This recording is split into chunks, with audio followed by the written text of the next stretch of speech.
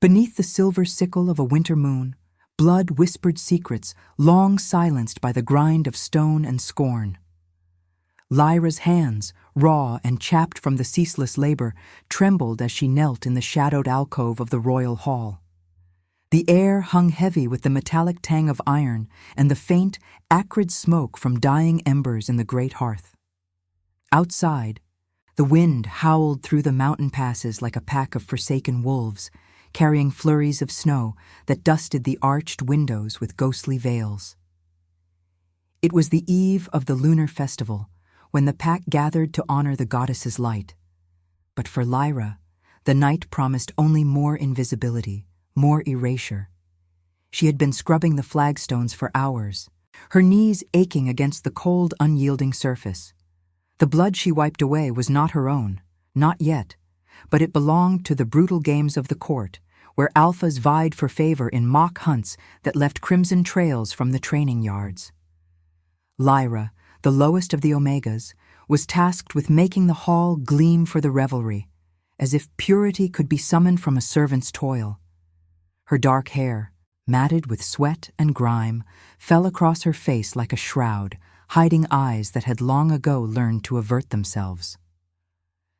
"Filthy cur," spat Mira, one of the beta maids, as she passed with a tray of polished goblets.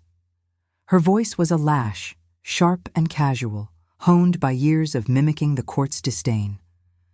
Lyra did not flinch.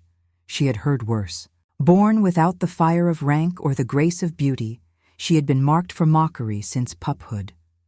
Her scent, faint and unassuming like wilted snowdrops, betrayed no strength, no allure. The pack called her the Ghost Omega, a shadow who cleaned the messes of the mighty, but existed only in their periphery. Memories clawed at her as she worked, unbidden and raw.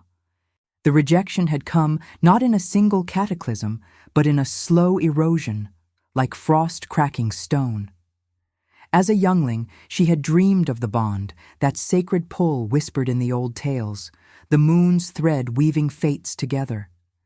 But when the alphas passed her over, their noses wrinkling in dismissal, the pack had sealed her fate. Banished to the servants' quarters, she was left to die in spirit if not in body, her days a cycle of scrubbing, fetching, enduring.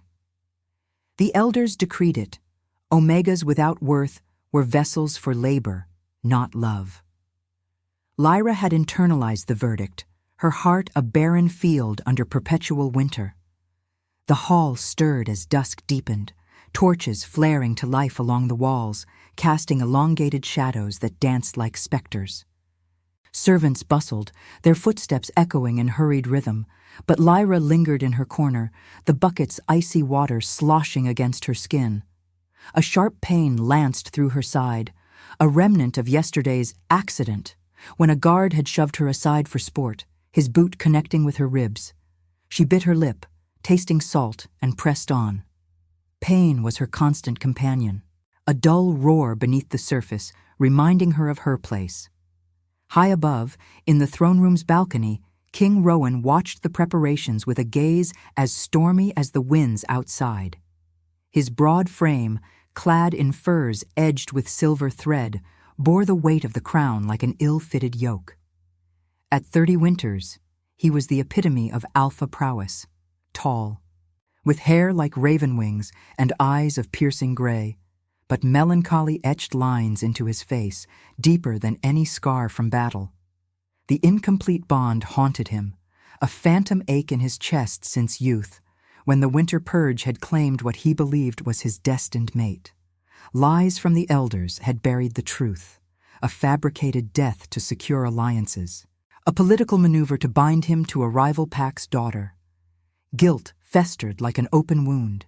He ruled with ethical iron, but the duty felt hollow, his heart adrift in the snows. Rowan turned from the window, his hand absently tracing the faded mark on his wrist, a crescent scar, silvered by time, that pulsed faintly under the moon's pull.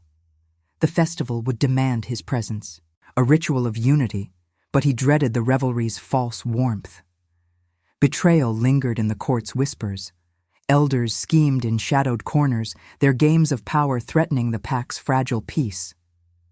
He exhaled, breath fogging the air, and descended to the hall below.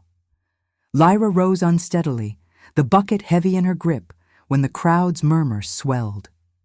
The alphas entered, their sense rich and dominant, filling the space like a storm front. She shrank back, but a noble's elbow caught her arm, spilling water across the floor she had just cleaned. Laughter erupted, cruel, barking, as she dropped to her knees once more, sopping it up with her ragged hem. "Look at the wretch!" sneered Lord Garrick, an elder with a fox's cunning eyes. "Even the moon pities her not." Humiliation burned in Lyra's throat, hot against the hall's chill. She kept her head bowed, but as the first strains of the festival chant rose, haunting voices invoking the goddess, dizziness gripped her. The moon's light filtered through the windows, bathing the hall in ethereal silver, and something stirred within her, a dormant heat uncoiling in her veins. Her vision blurred, the stone floor tilting, and she collapsed, her palm slicing open on a jagged edge. Blood welled, dark and vivid against the white of her skin, dripping onto the ancient runes carved into the flags. Gasps rippled through the assembly. The scent of her blood, suddenly potent, laced with an ancient wildness, hung in the air like a revelation. Rowan froze at the threshold, his mark igniting with searing clarity, a bond snapping into place after years of dormancy. His eyes locked on the fallen Omega, the servant he had never truly seen, and the world narrowed to the crimson drop tracing her fate across the stone.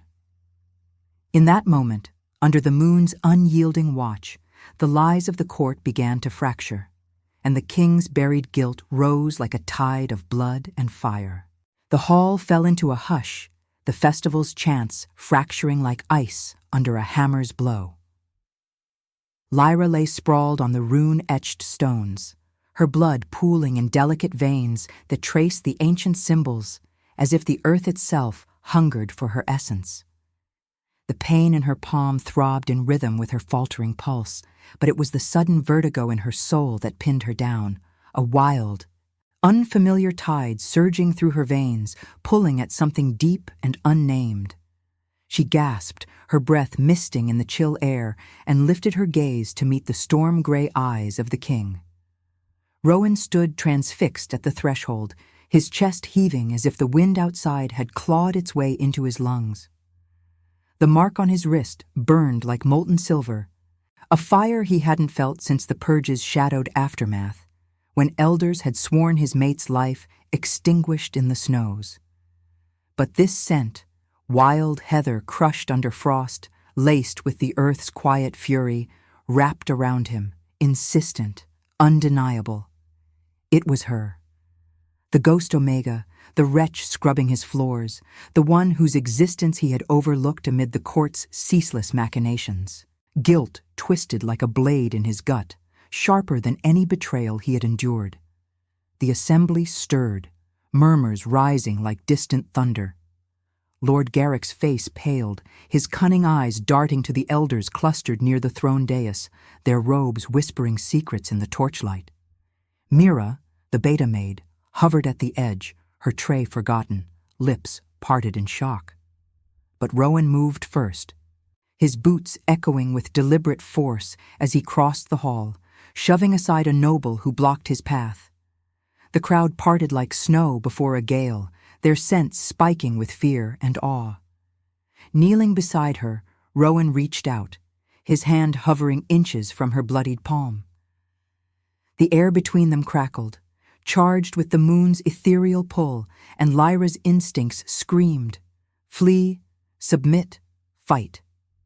She had seen him from afar, this king of iron will and shadowed sorrow, ruling with a justice that spared no one, not even the lowliest servant. To be seen by him now in her brokenness felt like a curse unraveling. Fear coiled in her belly, cold as the stone beneath her, mingling with a treacherous curiosity. Why did his presence stir the dormant heat in her core like embers kissed by breath? "Do not touch me," she whispered, her voice raw, barely audible over the hall's suspended breath. But her body betrayed her, leaning fractionally toward his warmth, the incomplete bond tugging like an invisible thread woven by the goddess herself. Rowan's jaw tightened, his fingers closing gently around her wrist instead, careful not to graze the wound. Her skin was fever-hot against his calloused palm, and the contact sent a jolt through him, visions flickering unbidden. A puphood glimpse of dark hair in the winter woods, a scent lost to the purge's flames. Lies. All of it, spun by the elders to forge alliances, to chain him to a loveless union that had soured the pack's heart. He had allowed it, blind to the truth bleeding at his feet. "You are no cur," he murmured, his voice a low rumble, edged with the gravel of restrained fury. "Rise, Omega. The moon demands it." Lyra pulled back, scrambling to her knees, the world spinning in silver-edged fragments. The bond hummed, instinctive and invasive, flooding her with echoes of his pain, guilt like thorns in his chest, duty a yoke heavier than the crown.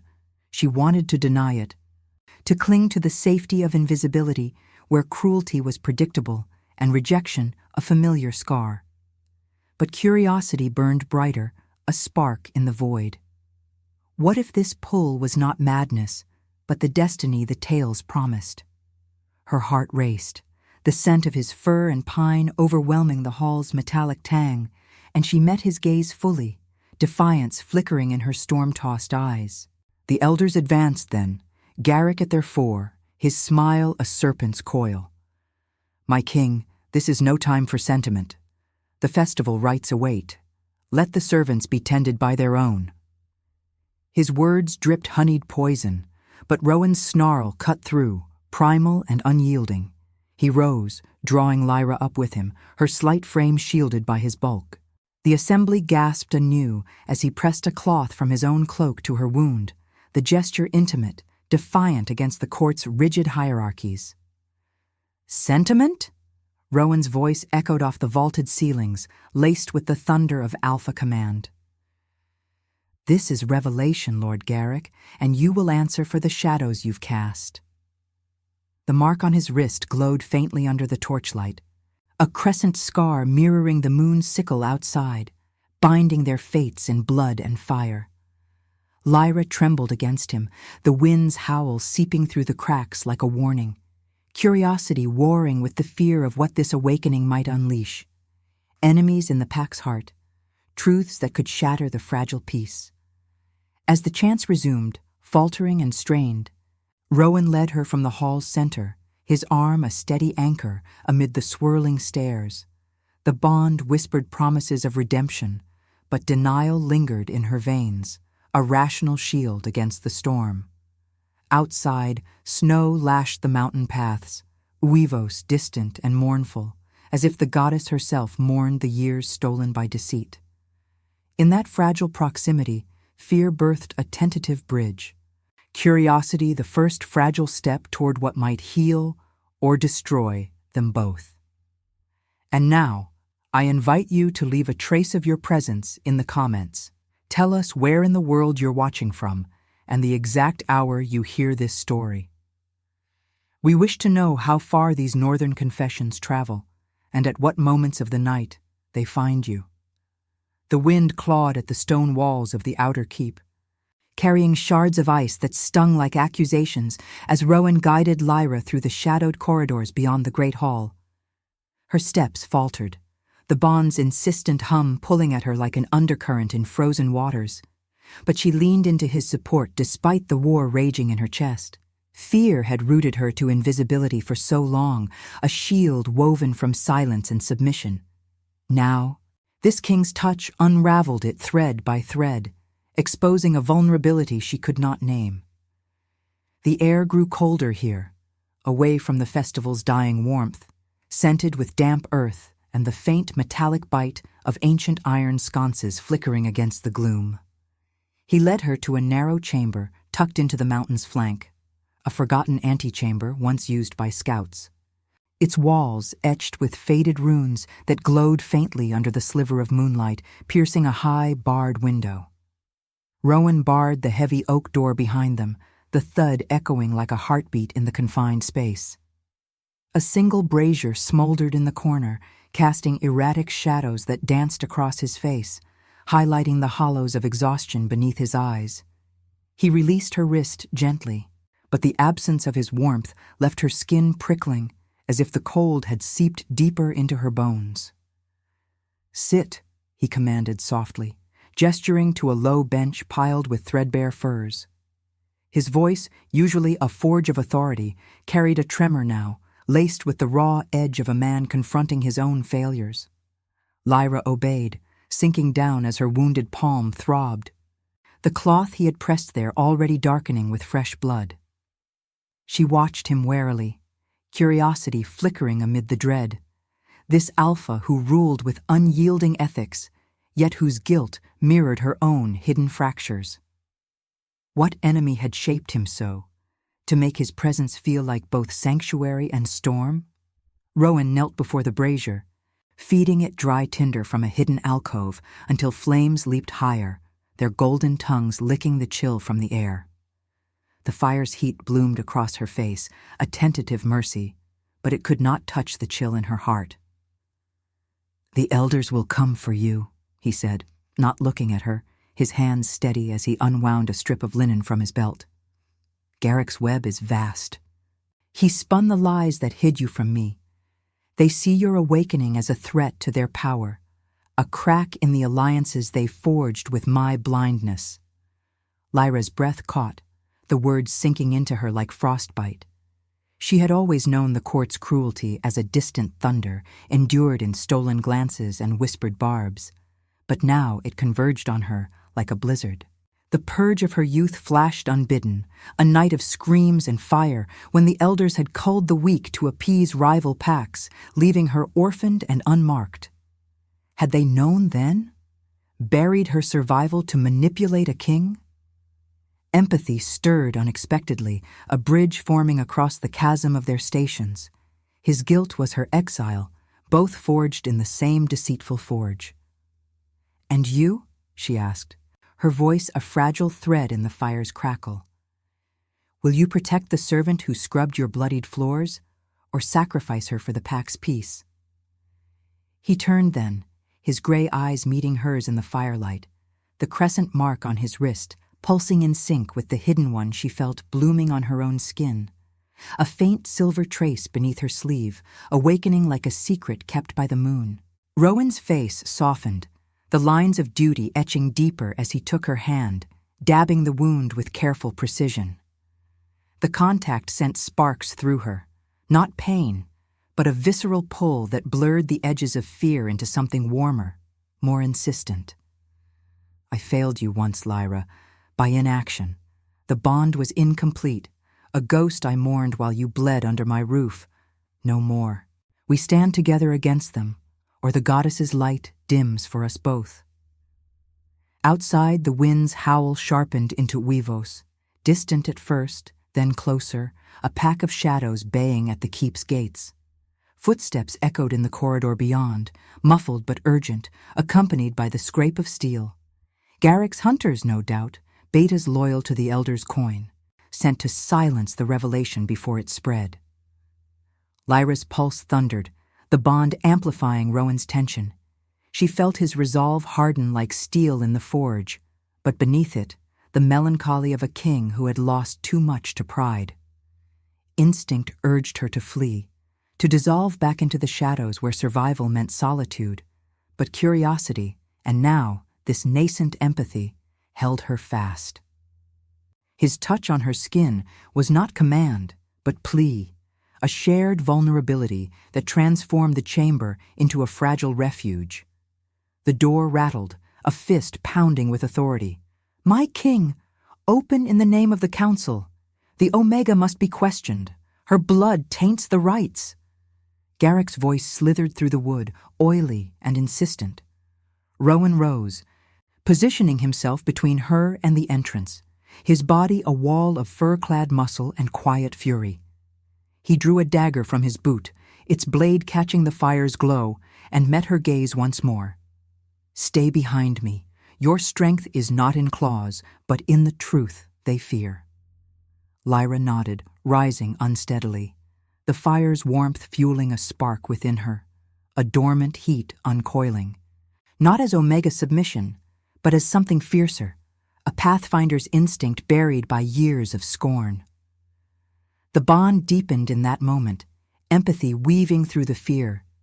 She saw his scars not as Alpha's trophies, but as echoes of her own rejection, both marked by the moon's indifferent grace.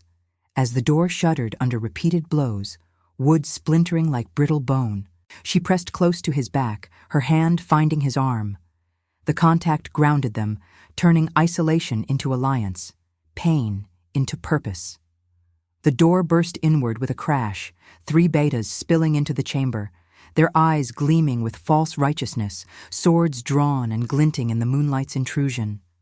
Snow swirled in their wake, carried from the storm outside, dusting the floor in white veils. Rowan lunged, his dagger clashing against the first blade in a shower of sparks, the fight visceral and close, grunts and the ring of steel mingling with the wind's mournful cry. Lyra shrank against the wall, but her fear sharpened into clarity. She spotted a loose stone in the floor, dislodging it with a desperate kick to reveal a hidden cache of embers and oil.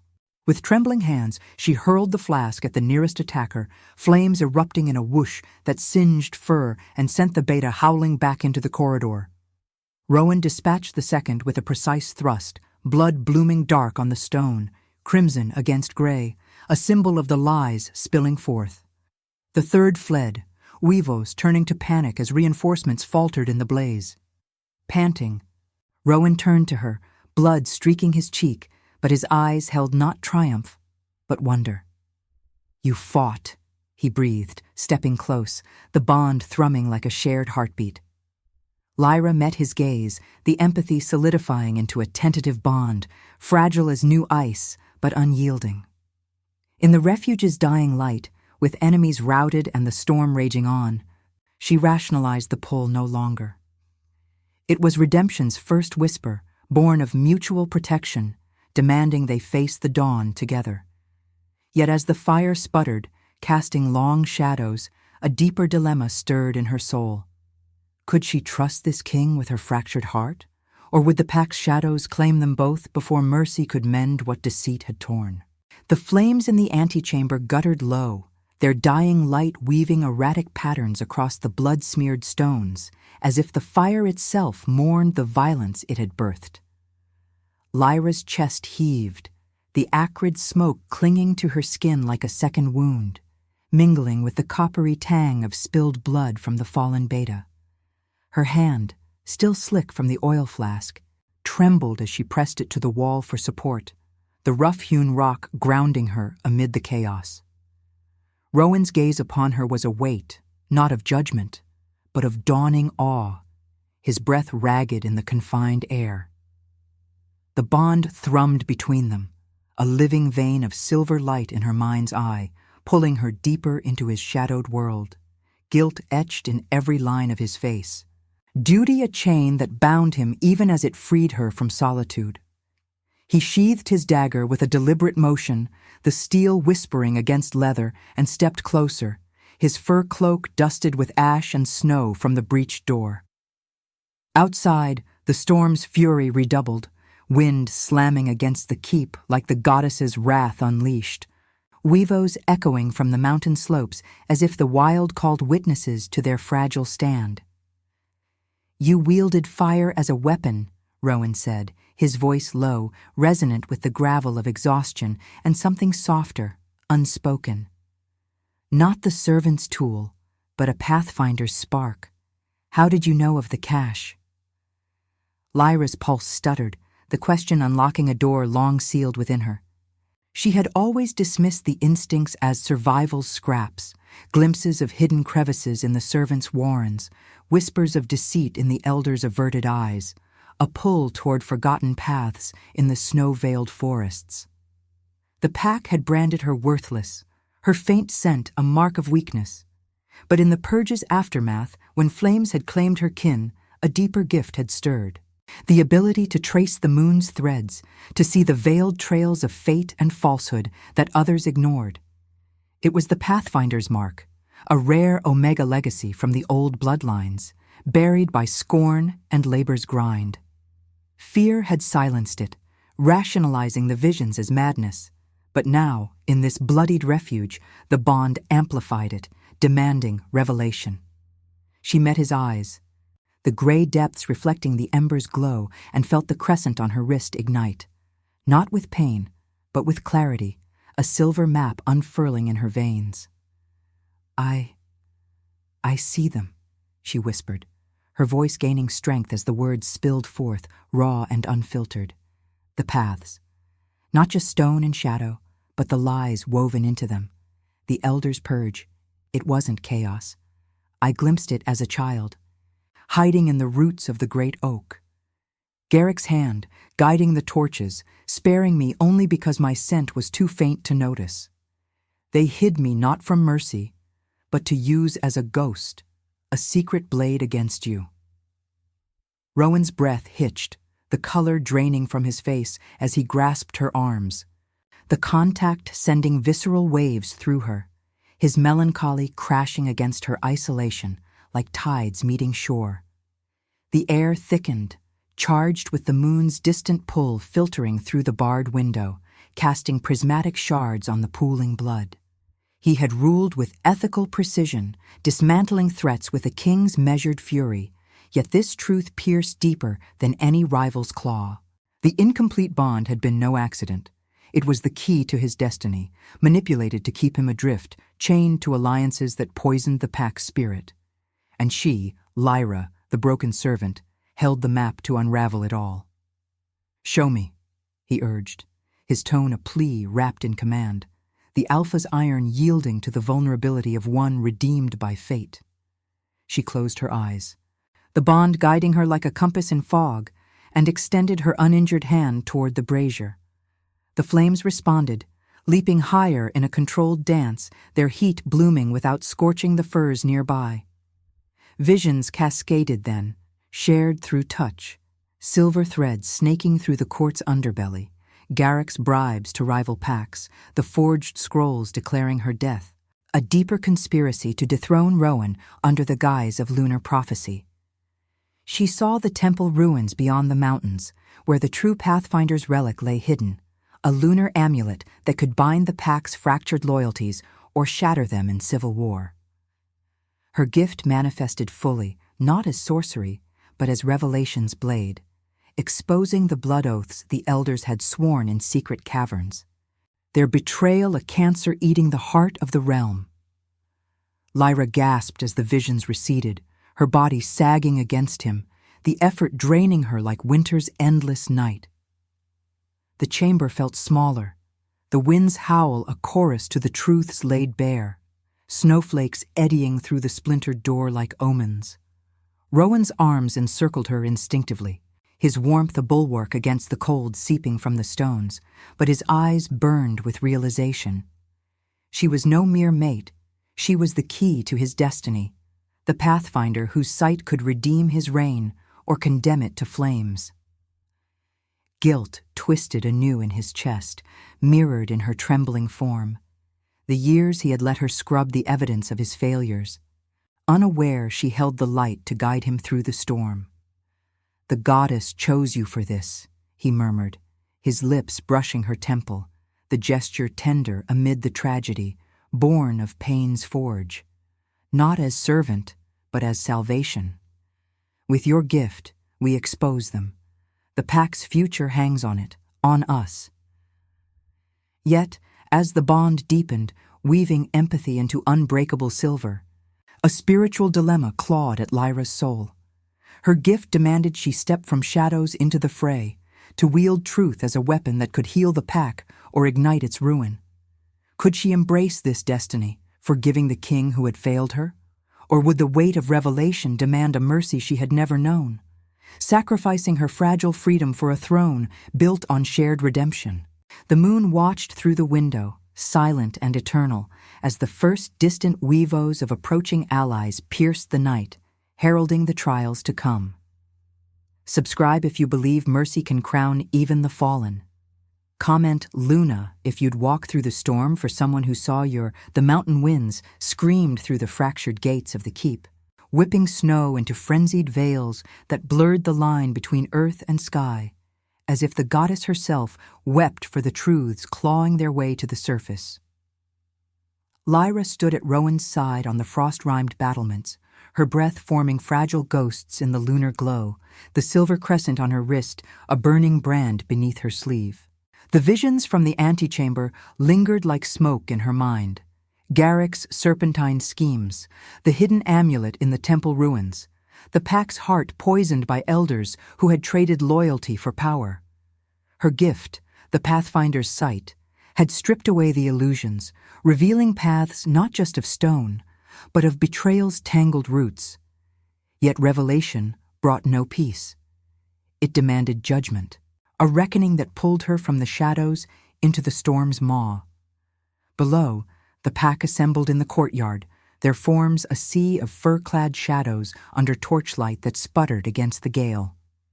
Alphas and betas alike had gathered at Rowan's urgent summons, drawn by the festival's shattered rites and the uivos that had spread like wildfire, tales of the ghost Omega's blood awakening the king's mark, of flames in forgotten chambers. The air thrummed with tension, scents clashing like unsheathed blades, fear's sharp tang, loyalty's steady pine, and the undercurrent of deceit, oily and foul. Lyra's stomach knotted, the bond with Rowan a steady pulse in her veins, amplifying his resolve even as it exposed his fractures, the guilt that carved hollows in his cheeks, the ethical weight of a crown forged in blindness. Garrick emerged from the throng first, flanked by a cadre of elders in robes embroidered with lunar crescents, their faces masks of pious outrage. At his side strode Lord Thorn, the rival alpha from the eastern clans, his bulk a wall of scarred muscle and ambition, eyes gleaming like polished obsidian under the moon's sickle.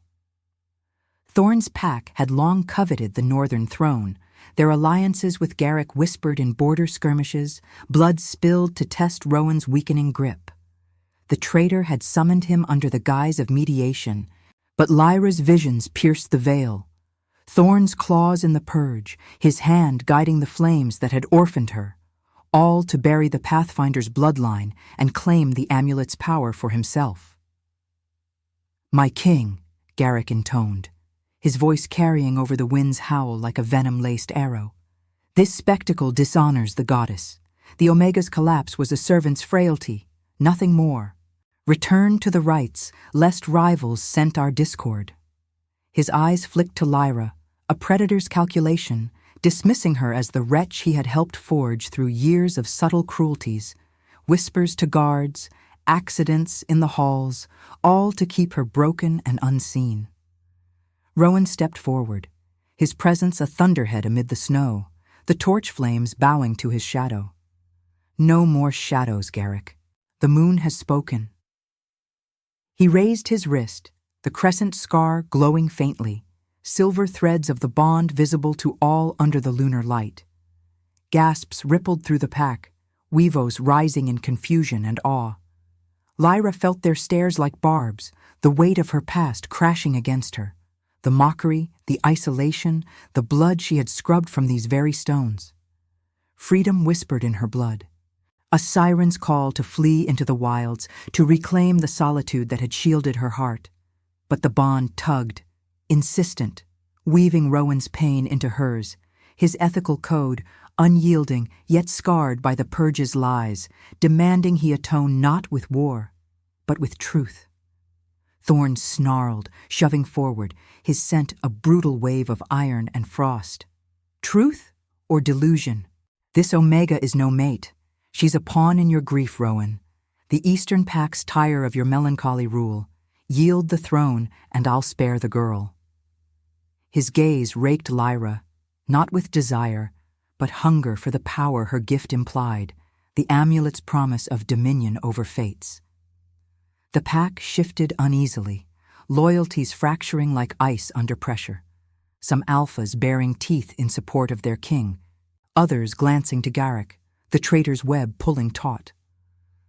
Lyra's vision sharpened then, the Pathfinder's gift surging unbidden, silver paths overlaying the courtyard in her mind, threads leading to hidden daggers among the elders, escape routes through the mountain passes and the deepest vein, to the temple, where forgiveness might mend what war would shatter. Her heart pounded, the cold seeping through her thin shift, mingling with the heat of Rowan's nearness. Love or freedom? The choice clawed at her, raw and visceral. To embrace him meant binding her soul to a king who had failed her, rationalizing years of indifference as the elder's deceit. Yet forgiveness beckoned, not as weakness, but as strength's true forge. What is power, if not choosing compassion over the blade? War would free her, perhaps, unleashing the pack's fury on the traitors, but at the cost of the redemption flickering in Rowan's eyes, the tentative bridge they had built in blood and fire. "I am no pawn," she declared, her voice cutting through the storm like a blade of moonlight, surprising even herself. The pack fell silent, the wind's wail the only sound as she stepped beside Rowan, her hand finding his in a grip that steadied them both. The contact ignited the bond fully, empathy flooding her, his melancholy a mirror to her rejection, both forged in the same lunar crucible. "Garrick, you burned my kin to hide the truth. Thorn, you profited from the ashes. But the goddess's paths reveal all. The amulet waits not for conquest, but for those who kneel before mercy."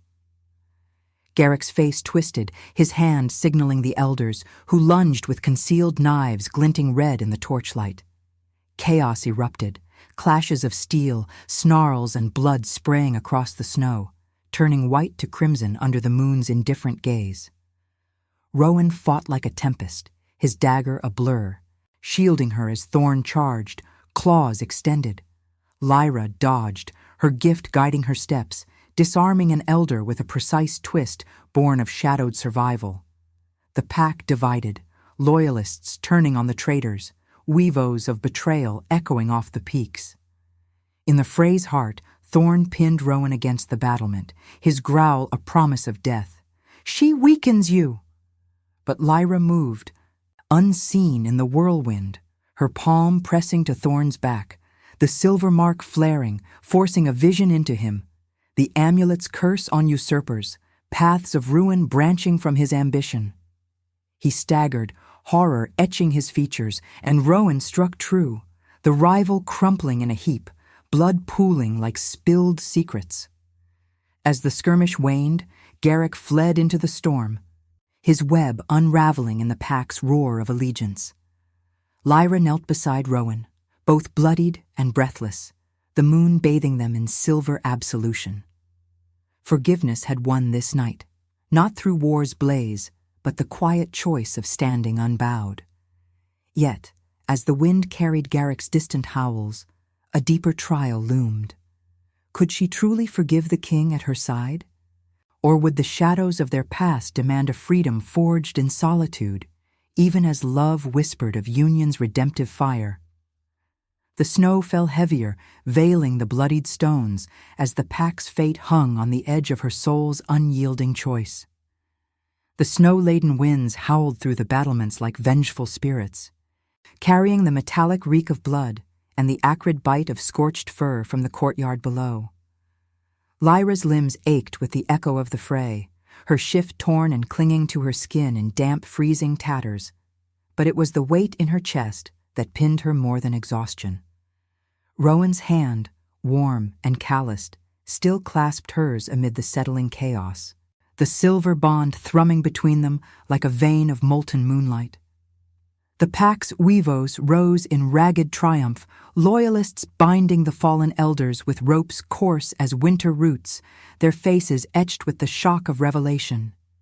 Yet as Thorn's lifeless form cooled on the stones, his blood seeping into cracks like ink on forgotten scrolls, Lyra's gaze drifted to the shadowed mountain pass where Garrick had vanished, a fleeing silhouette swallowed by the blizzard, his betrayal a wound that festered deeper than any blade.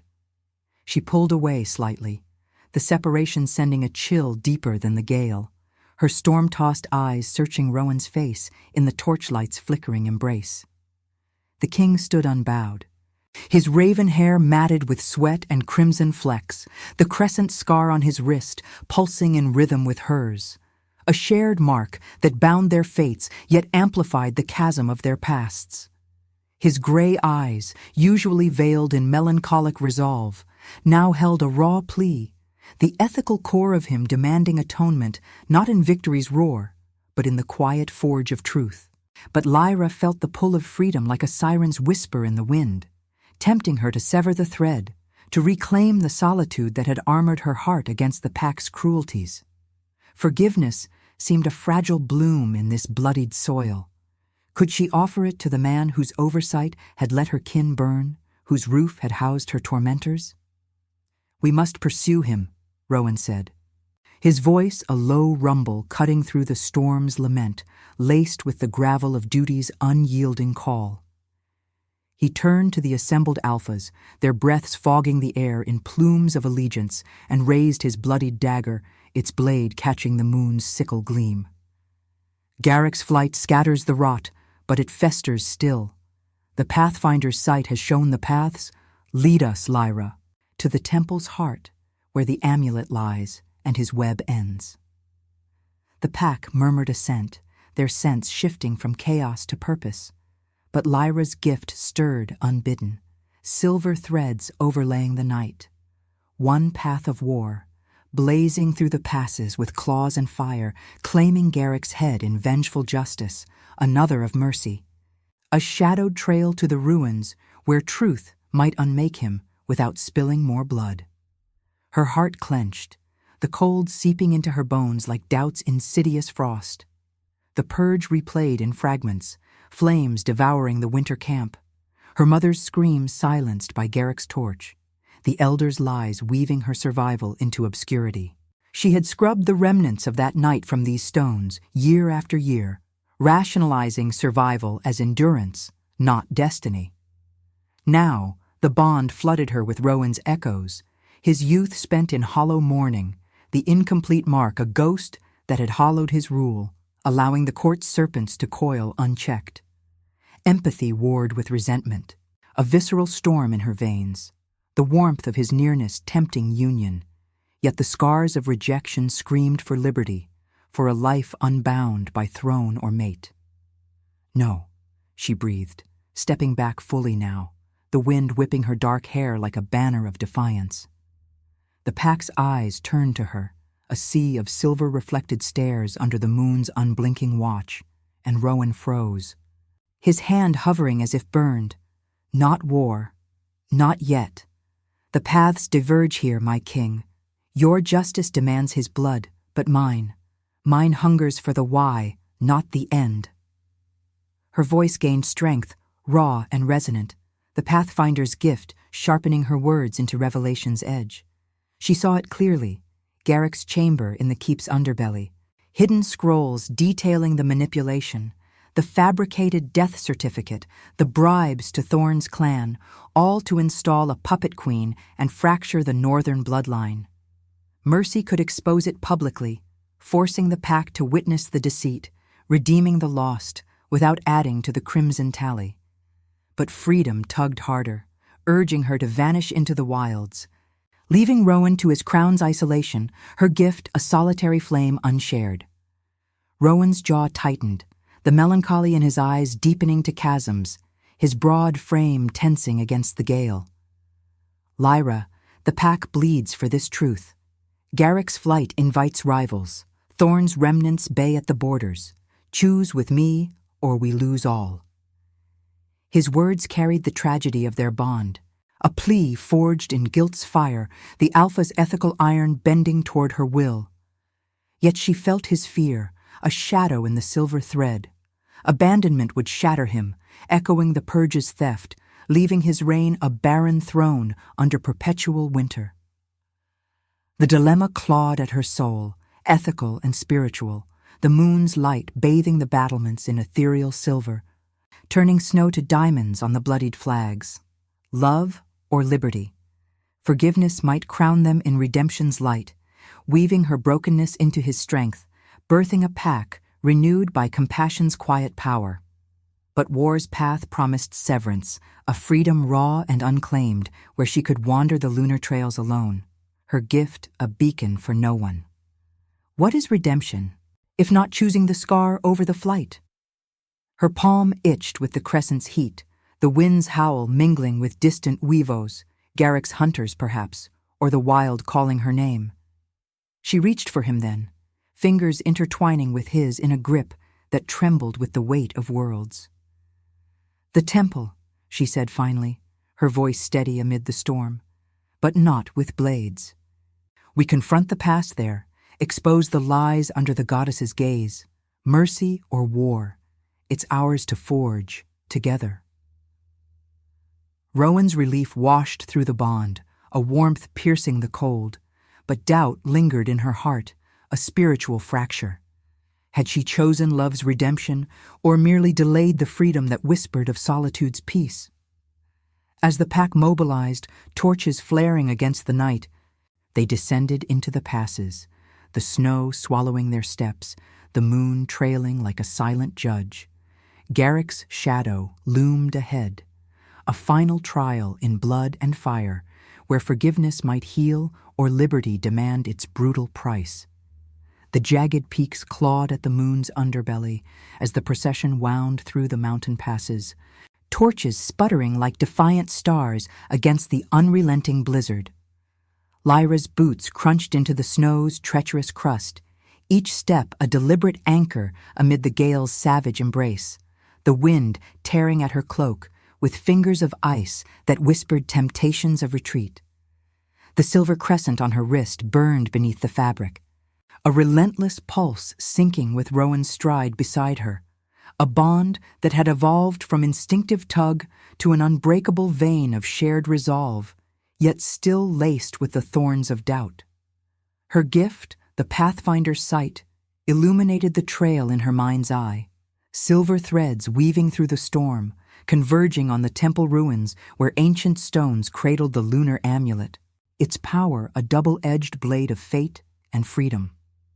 Behind them, the pack's loyalists followed in grim silence, their breaths ragged plumes in the frigid air, scents mingling into a tapestry of pine resolve and lingering blood from the courtyard's scars. Rowan walked with the weight of his crown invisible but palpable, his broad shoulders cutting the wind like a prow through frozen seas, gray eyes fixed ahead with the melancholic intensity of a king who had glimpsed salvation only to question its cost. Guilt shadowed him still, a specter born of the Purge's deceptions, the years he had ruled blind, allowing Lyra's light to dim under servitude's grind. She felt it through the bond, a visceral echo in her chest. His ethical heart demanding he atone not with conquest, but with the mercy she had chosen, a path that rationalized their union as redemption's forge rather than love's easy balm.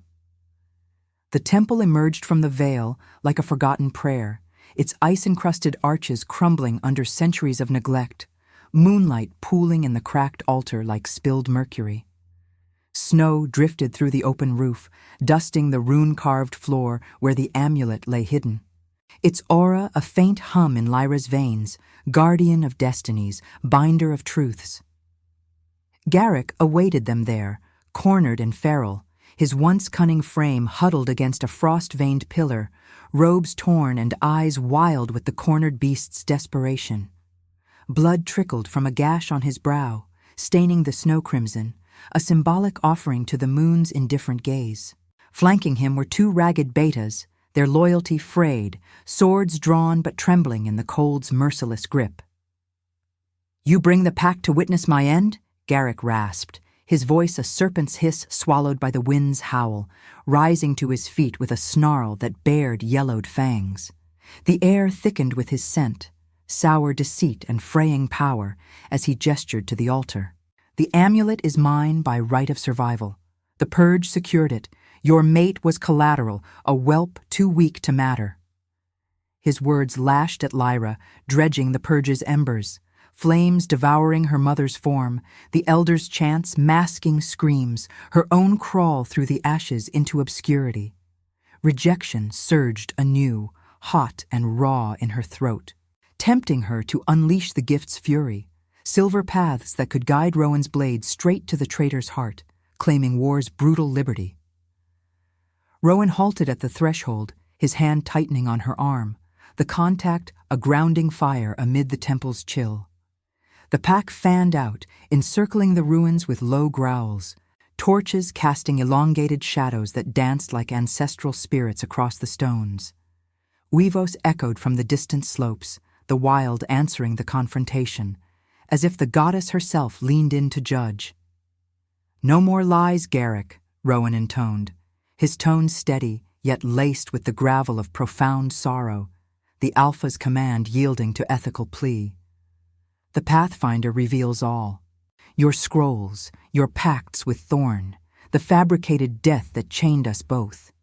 End this with truth, or the moon claims your blood as forfeit." Lyra's heart thundered, the dilemma cresting like a wave in her soul.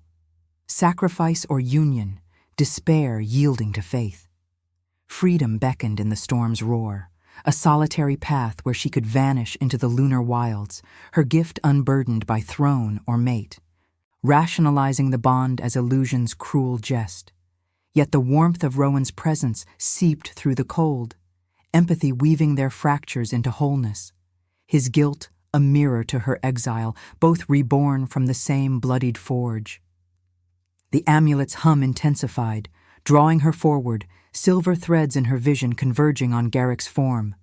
Paths of vengeance branching into endless war, or Mercy's vein, exposing his soul to the pack's judgment without a single claw drawn. She stepped into the circle, the snow yielding softly under her weight, her voice emerging clear and resonant, cutting the wind like moonlight on steel. "The goddess does not crown the vengeful, but the forgiven."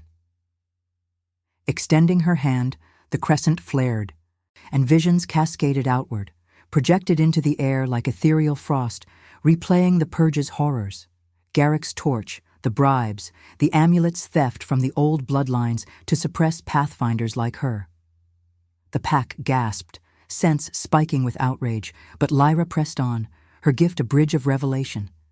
"You broke us to build your web, but truth unmakes it. Kneel, confess, and live in exile, or die in the lies you sowed." Garrick lunged, desperation twisting his features, but the betas faltered, dropping their blades as the visions pierced their loyalty. Rowan moved like shadowed lightning, pinning the elder to the snow without killing, his dagger at the traitor's throat, a poised mercy. Garrick's eyes met Lyra's, defiance crumbling into hollow defeat, and he whispered the confession, words spilling like thawing blood, the alliances forged in fear, the manipulation of Rowan's bond to weaken the North. The pack's roar swelled, not in bloodlust, but cathartic release, Weavos harmonizing with the wind's mournful sigh. As Garrick was bound and led away, the temple fell silent, save for the crackle of torches and the distant heartbeat of the storm. Lyra turned to Rowan, the amulet now in her grasp, a cool lunar stone pulsing with ancient light, its power sealing their union under the moon's witness. She pressed it to his chest, the bond igniting fully, a cascade of warmth dissolving the year's chill. "I choose you," she murmured, her lips brushing his in a kiss born of pain's alchemy, tender, tragic, redemptive. Not sacrifice's void, but union's cure. Forgiveness mending her rejection, his guilt alchemized into strength. They stood entwined, snow veiling the ruins like a shroud lifted, the pack's allegiance a chorus under the sickle moon. In that rebirth, love proved no reward, but the ultimate proof. Destiny embraced over freedom's lonely call, compassion crowning the fallen. The winds softened, carrying whispers of renewal across the peaks as the northern heart beat whole once more. If your heart beat alongside ours, like, comment, and subscribe. Because every soul that joins our moon keeps the flame of redemption alive.